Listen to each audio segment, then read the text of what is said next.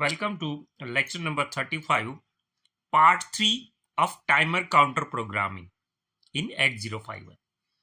In previous lectures, we discussed what is timer counter is and in again what is mode 1. Okay, in this lecture, we will focus on mode 2. Okay, mode 2 is actually 8-bit auto reload mode. Now, what are the important features?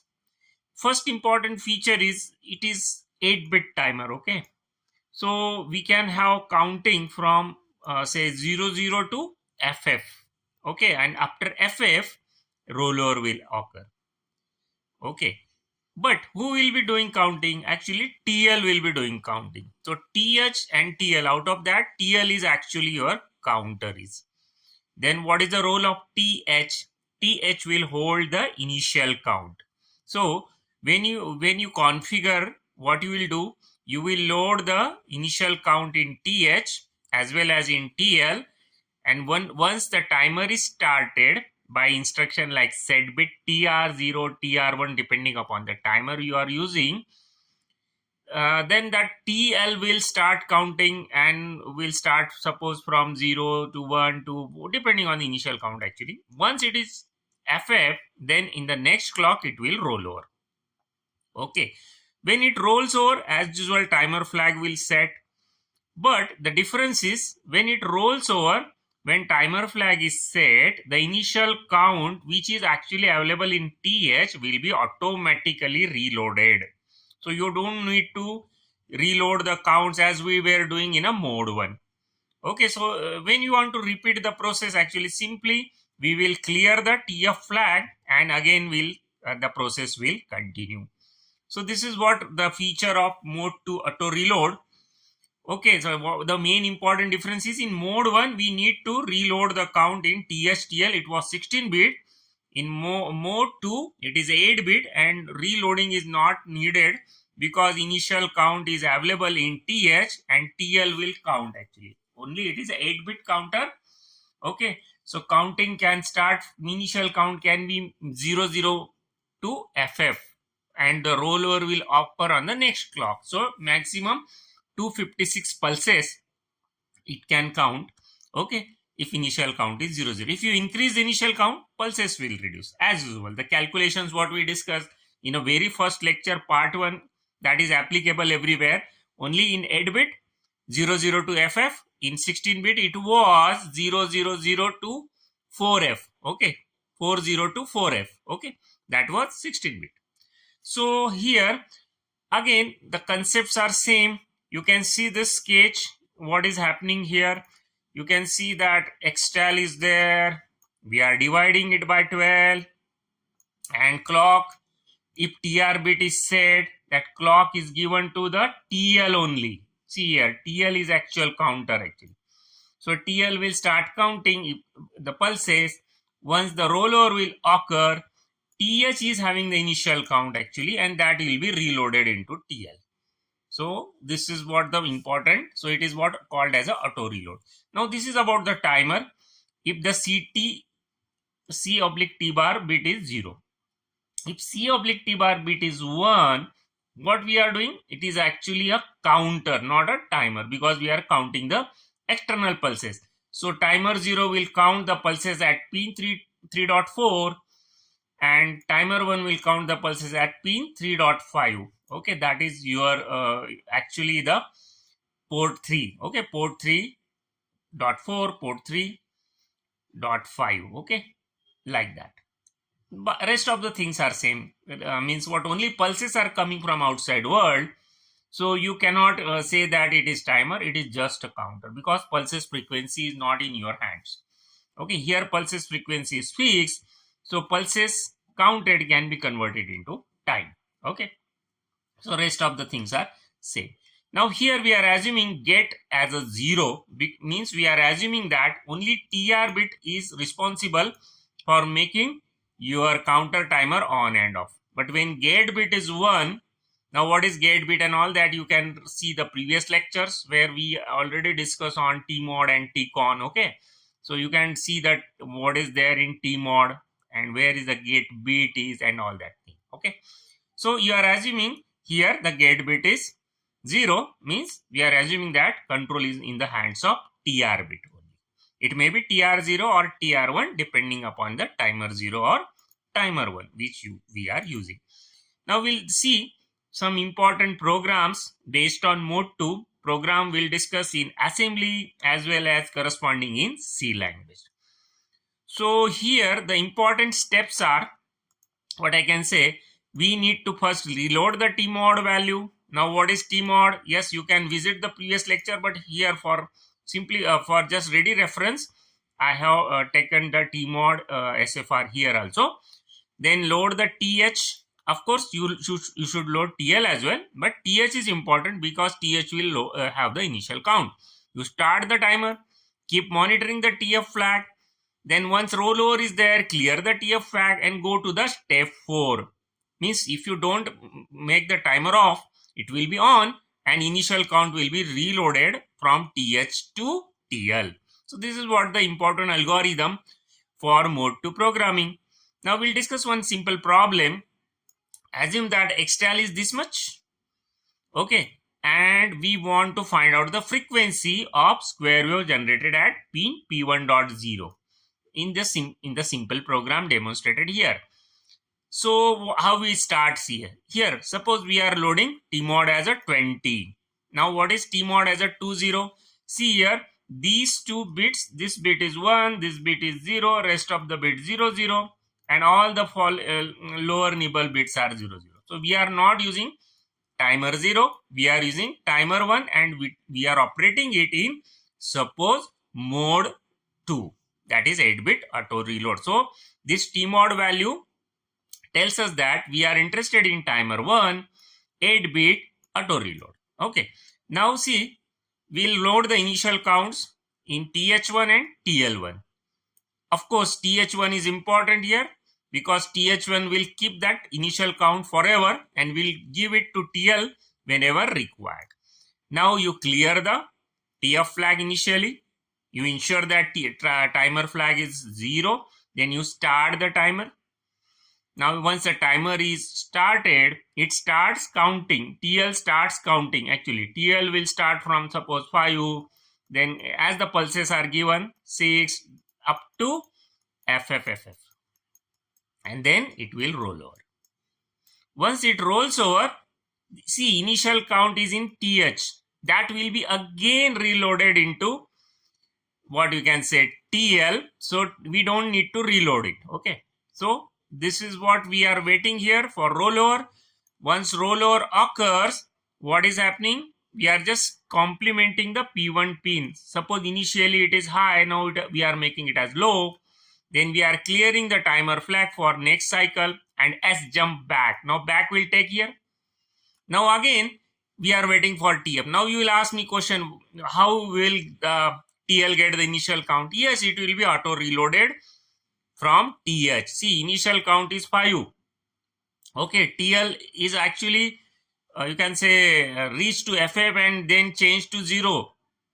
Okay, the rollover has occurred. Once rollover occurs, TL will get the initial count from TH back and the cycle can repeat. So this is about the important feature.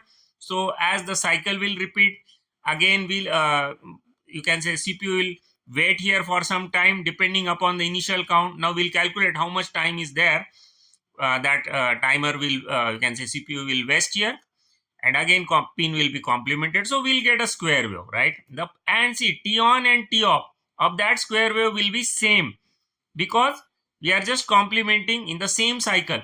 Now how much time? See, if the TL starts from 0.5, the number of pulses needed for rollover will be 256 minus 5. You can see my first lecture if you want to know how this calculation is coming. Okay, first lecture for the timer actually, that is a lecture number 35 part 1. Okay, so this 256 minus 5 will be the number of pulses and each pulse is of 1.085 microsecond. How? Because you will divide 11.0592 by 12 and then whatever is the frequency you will divide, you can say, will take an inverse of that and that figure will be this much.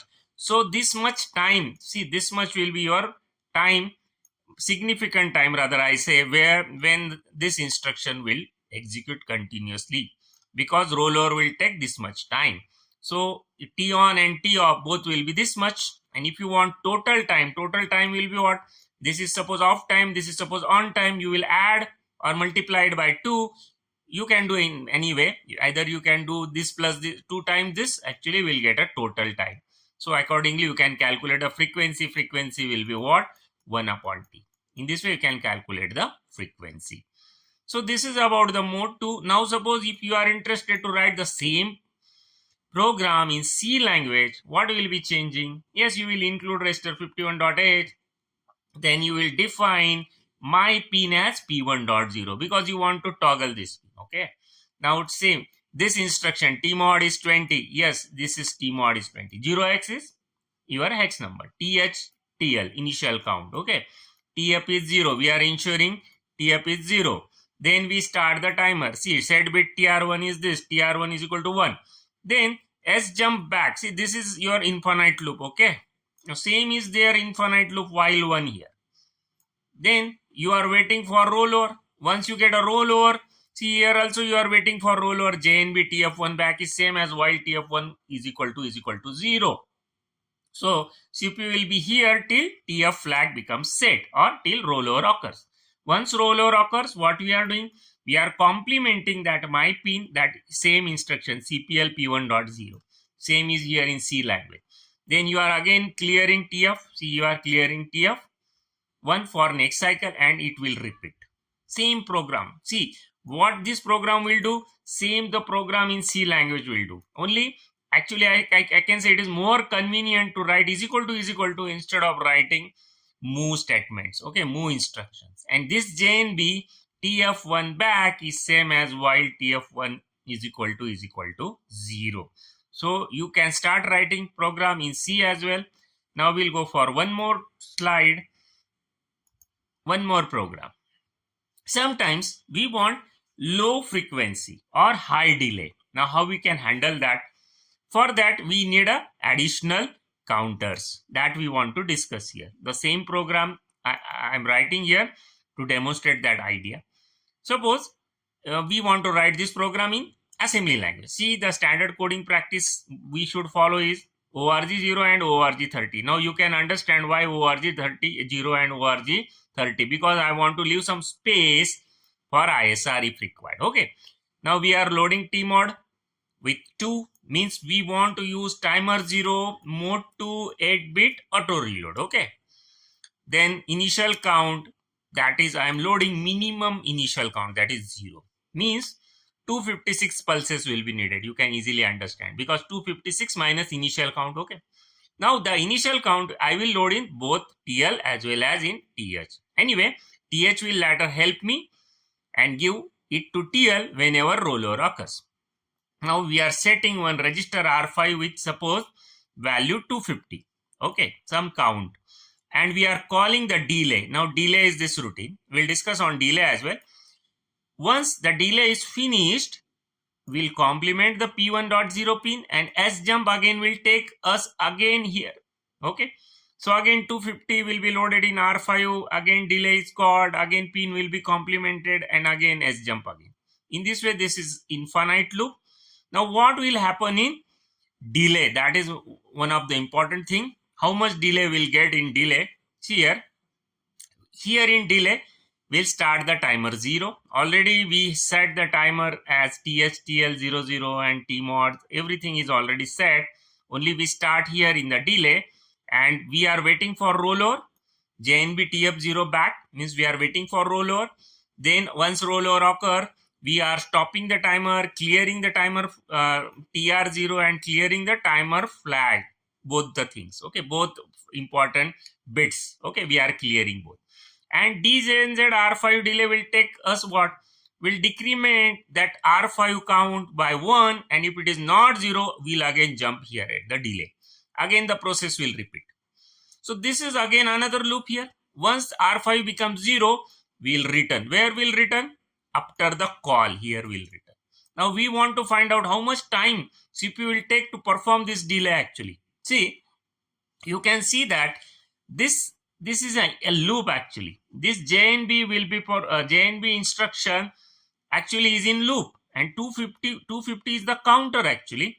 Similarly, TR0 again 250 is the counter.